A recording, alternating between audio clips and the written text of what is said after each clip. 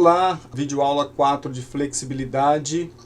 Vamos lá dar sequência e hoje vamos responder isso aqui, como o sistema nervoso afeta a amplitude mioarticular. Bom, o sistema nervoso ele afeta principalmente por dois mecanismos bem conhecidos. O primeiro, os fusos neuromusculares, e o segundo, dor. Então, quem já fez trabalho de flexibilidade sabe que à medida que você vai alongando o músculo, você começa a sentir desconforto, caminhando para a dor caminhando para a dor intensa, e essa dor, ela limita. Você vai pedir para que cesse para diminuir a dor. E os fusos neuromusculares, que aí é um outro mecanismo, não tem nada a ver com este. A única coisa que tem a ver é que os dois estão associados ao sistema nervoso, nós vamos mostrar daqui a pouco.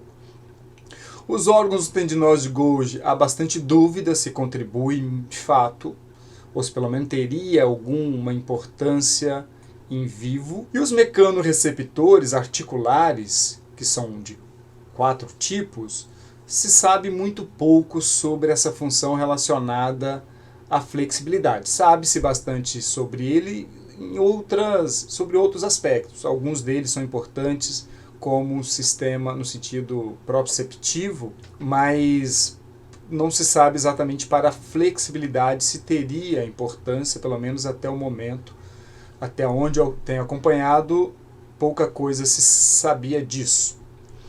Os fusos, vamos começar pelos fusos. Os fusos musculares ou fusos neuromusculares são estruturas, aqui um fuso aumentado, é chamado de fuso exatamente por essa característica aqui, né, fusiforme, e é um tipo de célula especializado, tipo de célula que funciona como um sensor que tem vias aferentes, ou seja, há uma conexão com fibras que levam uma informação ao nível medular para fazer uma conexão com neurônios específicos na medula. E também tem uma inervação eferente, que recebe informação porque também tem fibras contráteis. Essa estrutura tem tanto uma região sensitiva, neurônios sensitivos, como eu estou mostrando aqui, mas também tem fibras com capacidade de contratilidade.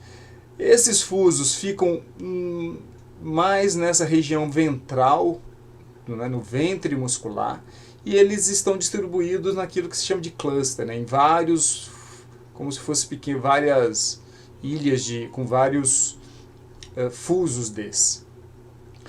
Tá? Então, ele tem uma função importante, daqui a pouco eu falo sobre ele. Só aproveitando a imagem, para dizer o que são os órgãos tendinosos de Golgi, órgão tendinoso de Golgi.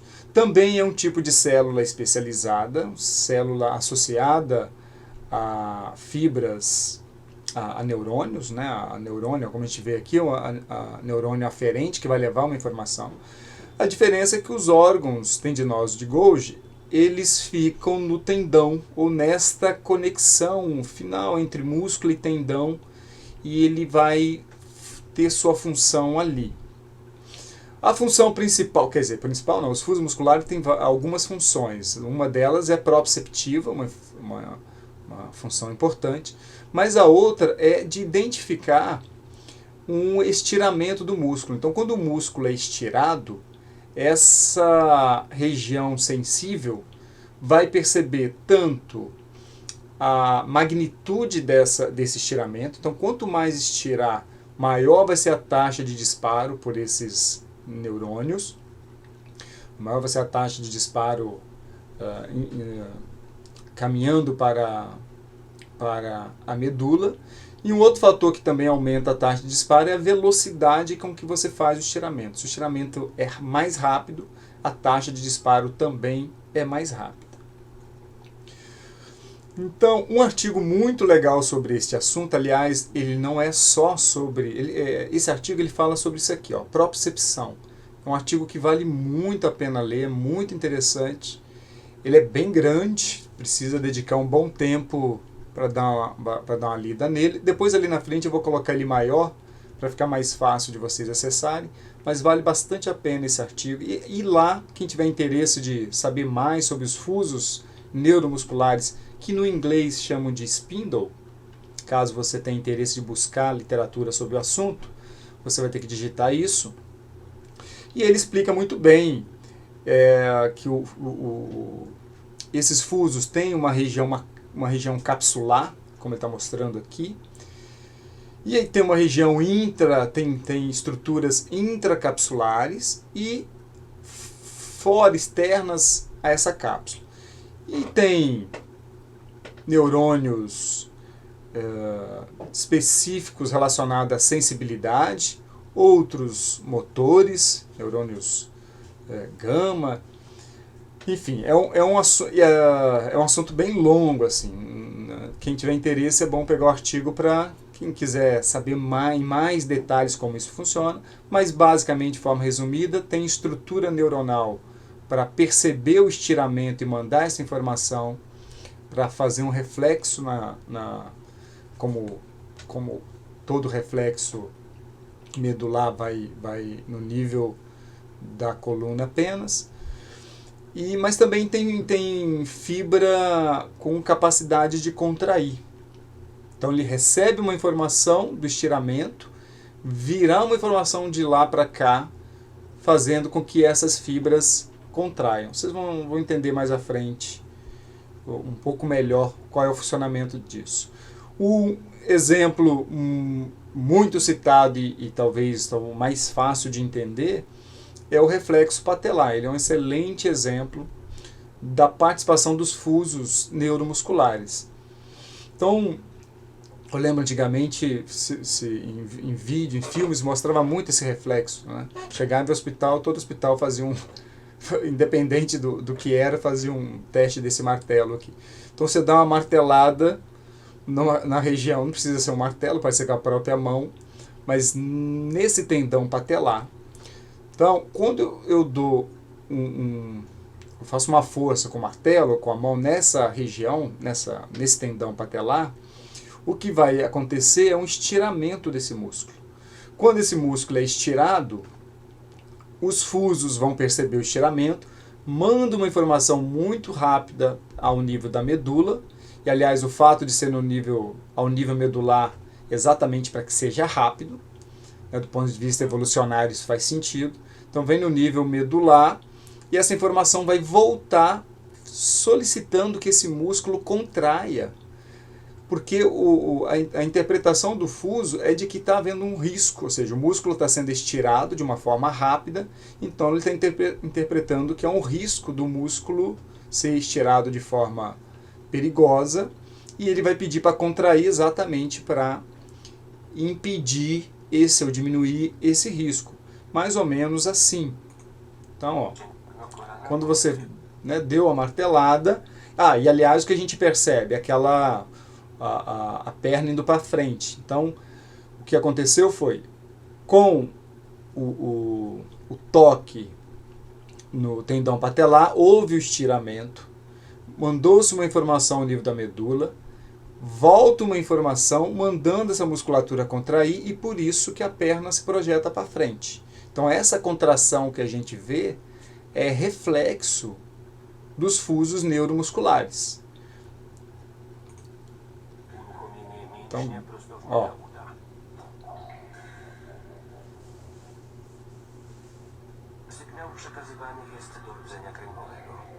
embora ele mostre, quando eu dou pausa parece que volta, eu errei.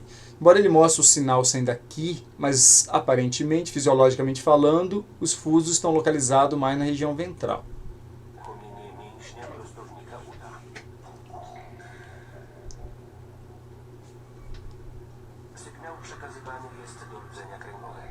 Então o sinal vai ao nível medular, fará uma comunicação interneurônio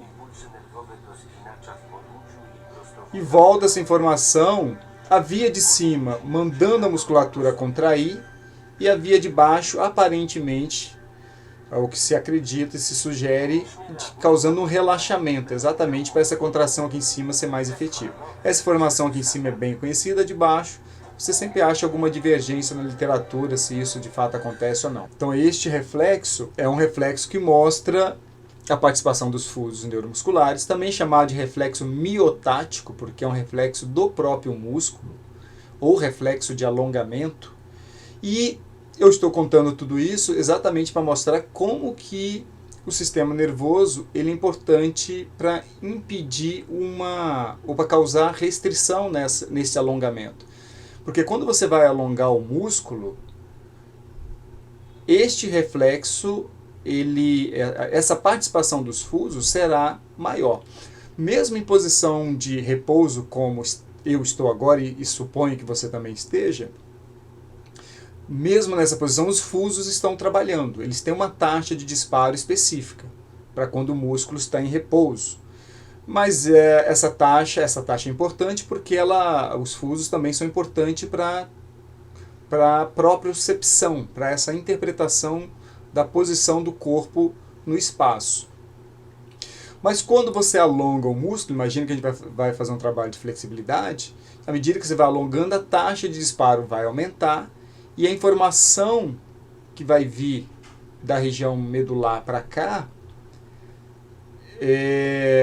também vai aumentar. Então você vai ter uma força no sentido contrário àquilo que você está fazendo.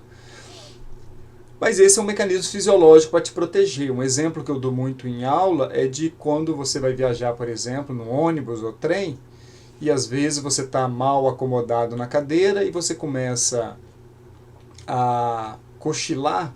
Então você vai deitando, seu pescoço, você já está lá cochilando, apagando, você vai deitando, até que chega uma hora que seu pescoço vai descer de forma mais agressiva, afinal você está numa situação mais relaxada. E quando você faz essa descida mais rápida, o que te traz de volta e normalmente te acorda é exatamente esse componente aqui, ou seja, um componente que está protegendo o seu pescoço. À medida que alongou, e ele vai chegar a um ponto crítico que ele vai entender que está ficando perigoso e aí faz uma contração mais forte e te traz de volta, e normalmente nessa contração você acorda. Não é o oposto, ou seja, você não acordou primeiro e por isso você se acomodou. Você teve a participação que te trouxe tão rápido para a posição vertical que você acordou com este balanço todo. Então essa é a principal característica. Tem um vídeo muito legal deste canal, que também é um canal muito legal, que mostra exatamente isso que eu falei para vocês. Então ele vai mostrar aqui uma ilustração de uma pessoa fazendo alongamento e dizendo que quanto mais você se alonga, mais você vai ativar o reflexo miotático. Então veja, quando você alonga, você estira essas fibras especializadas, que estão associadas a fibras aferentes, e toda vez que você faz isso, irá uma informação ao nível da medula. Então ele vai mostrar aqui o seguinte, que numa situação de repouso, os fusos têm uma participação, isso aqui é a taxa de disparo dos fusos, numa situação de repouso. Quando você alonga o músculo, ó, essa taxa vai aumentar. Essa é a ideia. Então, a frequência de emissão aumenta. Quando o músculo relaxa, volta a um padrão. E, aliás, quando você está fazendo alongamento, se você sustenta alongado por um tempo, quando volta com uma taxa de disparo menor. É o que ele vai mostrar aqui, ó. Deixa eu ver se eu dou pause, agora deu. Então, repare, ele está mostrando aqui uma atividade basal, do músculo quando estava basal. Aí você fez um trabalho de alongamento, a taxa de disparo aumentou. E se você sustenta-se por um tempo, essa taxa vai diminuir, ela vai diminuindo, porque ela vai entrando num processo de acomodação ou uma adaptação. E quando você volta para o repouso, essa taxa de disparo ela é menor do que aqui. Se você vê o tamanho, essa distância aqui, ó, essa distância é maior do que essa distância, mostrando que a taxa de disparo é menor do que no repouso. Então, quando você faz alongamentos, quando você volta a musculatura para o repouso, essa taxa de disparo será menor. Vamos seguindo. Então é isso que ele está dizendo. Então, ó, em repouso uma taxa tal, aqui ele está colocando 50 Hz, alongou, aumenta a taxa de disparo para 100 Hz, claro que isso aqui é ilustrativo, e quando você voltou para a posição de repouso de novo, a taxa é menor do que no repouso. Você tem uma taxa, isso é um efeito agudo do alongamento. Vamos seguir, vamos ver o que tem de mais aqui. Então ele vai mostrando que quando você alonga, a taxa de disparo aumenta. Quando você volta ao estado de repouso, essa taxa de disparo tende a ser menor do que no início, embora ali não ficou tão claro assim. Então ele está mostrando a participação, né? Você aumenta o alongamento, aumenta a taxa de disparo. Então depois, quem tiver interesse, neste canal aqui, tem várias coisas interessantes sobre fisiologia articular, tem algumas coisas muito legais, vale a pena. E esse vídeo está lá, não só ele. Bom, os órgãos tendinosos de Golgi já é um mecanismo que tem uma ideia parecida, mas ou melhor, é um mecanismo parecido, mas com uma proposta diferente. Qual é a ideia aqui? Mas veja, aqui nós temos o tendão e aqui nós temos as fibras musculares. Entre eles, também encapsulado, esses órgãos tendinosos de Golgi. E qual seria a função aqui? Toda vez que você faz força, você, por exemplo, quando as fibras aqui estão contraindo, fazendo força, ela tracionará essa região aqui, ou seja, tracionará o tendão. Então essa região está aqui exatamente para avaliar o risco de uma tração, por exemplo, ser muito forte a ponto de causar perigo. Então se você fizer uma contração muito forte aqui, ou uma tração muito forte aqui, também você tem essa informação aferente indo ao nível da medula e, neste caso, voltará uma informação fazendo esse músculo relaxar. Então, a informação para o músculo relaxar exatamente para não continuar tracionando o tendão e, com isso, proteger de um rompimento. A grande questão aqui é o que isso teria a ver com flexibilidade, porque na flexibilidade o meu interesse é alongar o músculo. Por que um tracionamento do tendão, porque isso aqui está mais associado a trabalho de força, quando você está pegando uma carga muito grande e, portanto, você está fazendo muita força e tracionando muito o tendão, é interessante um relaxamento do músculo para te proteger. Isso quando você está contraindo e produzindo forças excessivas. Mas o que isso teria a ver com alongamento? Bom, na verdade a lógica é que o que se pensa é, se quando eu puxo o músculo, isso pode acontecer em duas situações. Quando você está contraindo, porque o músculo puxa para um lado e o tendão está agarrado no osso, mas também pode acontecer quando você está alongando. Quando você está alongando, você vai puxar o músculo e, consequentemente, o tendão também. Então, você vai ter um estiramento dessa região. E a crença é que, havendo estiramento dessa região, haveria um relaxamento ainda maior para esse músculo e poderia ser até mais fácil de você conseguir fazer o alongamento. Essa é a tese, mas, cientificamente falando, há muita divergência sobre isso. Na verdade, que principalmente a principal crença é de que os órgãos tendinosos de Golgi não teriam participação importante na flexibilidade, por algumas razões.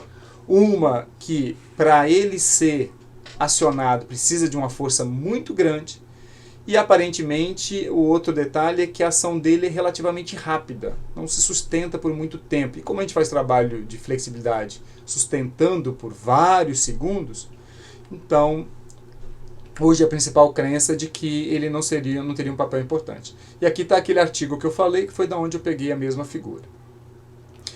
Então esse reflexo miotático inverso, ou inibição autogênica, que está associado aos órgãos tendinosos de Golgi, um bom exemplo que a gente costuma ver em livros é esse.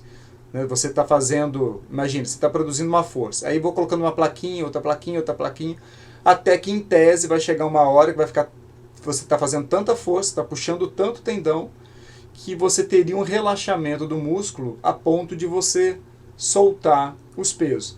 Isso não é algo que a gente, embora a gente veja isso nos livros, não é algo que a gente consiga fazer. Eu nunca consegui ver isso na prática. Talvez, bom, e aí uma das possibilidades é exatamente que para causar este relaxamento teria que ter uma carga muito grande. Eu já vi, por exemplo, levantadores de peso olímpico, e aí todo mundo sabe que neste caso, nesse esporte, levanta um peso muito grande, no limite do corpo. Eu já vi gente no meio do percurso, do movimento, falhar. Talvez uma explicação seja essa, talvez. Porque ali nós estamos falando realmente de um sujeito muito motivado que quer levar a carga, mas no meio do caminho falhou, não foi. Então pode ser que essa seja uma explicação. Mas no dia a dia das academias eu confesso que isso eu nunca vi. Então, embora eu acho que nessa aula eu não falei nada deste livro, mas é um livro-texto que eu uso com frequência. Também não sei se eu falei deste livro, mas é um livro interessante. Eu usei principalmente aquele artigo para chamar a atenção dessa importância. Embora essa história que eu falei da importância do sistema nervoso para a flexibilidade está em livros como este, e também está no capítulo que a gente escreveu neste livro aqui, que, como eu tenho dito, é um bom capítulo para começar a se introduzir no mundo da flexibilidade. Está lá no meu site. O livro é só baixar e procurar o capítulo 8. Na próxima aula eu vou falar como aumentar a amplitude mioarticular, ou seja, como ganhar flexibilidade, como aumentar a flexibilidade. Este será o assunto do nosso próximo encontro. Propaganda do nosso blog, que sempre tem postagens muito legais que complementam a formação. Encontra neste endereço ou pelo QR Code. E o livro gratuito, eu já falei, está no site. É só entrar lá, fazer o download, tem várias coisas legais nele, vale a pena dar uma passada de olho. Então, até a próxima aula.